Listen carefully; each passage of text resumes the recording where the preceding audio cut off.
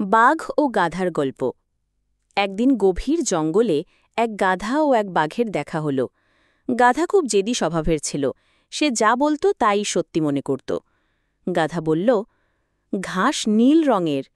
বাঘ হেসে বলল, না ভাই, ঘাস সবুজ, সবাই জানে এটা। কিন্তু গাধা চেঁচাতে লাগল, না না, ঘাস নীল, তুমি ভুল বলছ। এ নিয়ে তর্কবিতর্ক চলতে থাকল। শেষে তারা জঙ্গলের রাজা সিংহের কাছে গেল।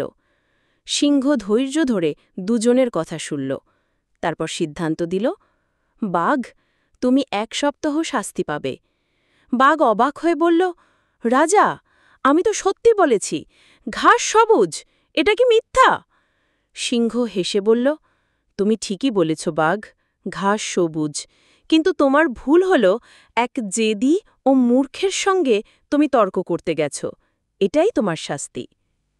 শিক্ষণীয় কথা, কখনো মূর্খ বা জেদি মানুষের সঙ্গে অযথা তর্ক করা উচিত নয়। এতে সত্যি হারায় না, কিন্তু সময় আর